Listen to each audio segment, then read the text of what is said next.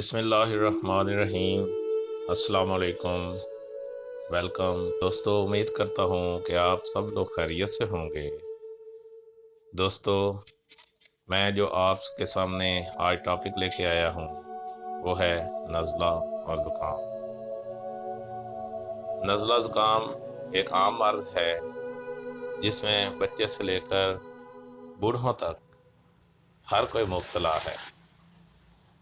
دوستو، نزلہ اور زکام دو الگ الگ چیزیں ہیں، دو الگ الگ امراض ہیں۔ دماغ کا فضلہ جو ناک کے راستے سے بہنے لگے وہ زکام، اور جو اندر گرے وہ نزلہ کہلاتا ہے۔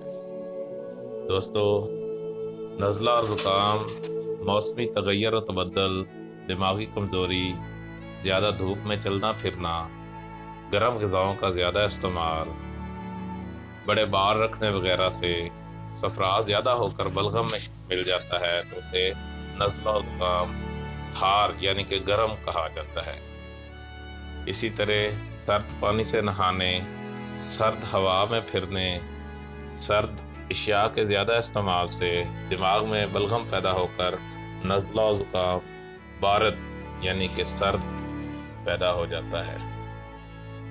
اس مرض کو مائکرو کوکس کٹار یلس نامی جرثومہ پیدا کرتا ہے۔ دوستو، آج میں آپ کو نزلہ و زکام کے چند آسان اور گھریلو ٹپس بتاتا ہوں۔ دوستو، نزلہ و زکام شروع ہوتے ہی غذا بند کر دیں اور حتی الوسع فاقہ کریں۔ پانی نیم گرم پیتے رہیں۔ انشاءاللہ اس ترکیب سے بغیر کسی دوا کے زکام بالکل دور ہو جاتا ہے۔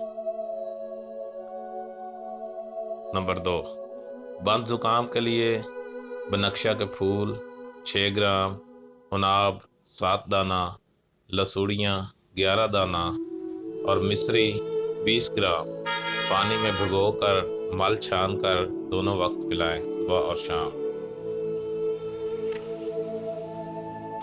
نمبر 3، گوگل اور گھی ہم وزن ملا کر دہکتے ہوئے کولوں پر ڈال کر دھواں ناک کے اندر سہاریں، آرام ہوگا۔ پرہیز: دن میں سونے اور ترش چیزوں کے استعمال، دودھ، دہی، آلو، اروی، ماش کی دال، سرد ہوا، کثرت جماع اور دھوپ میں چلنے پھرنے سے پرہیز کریں۔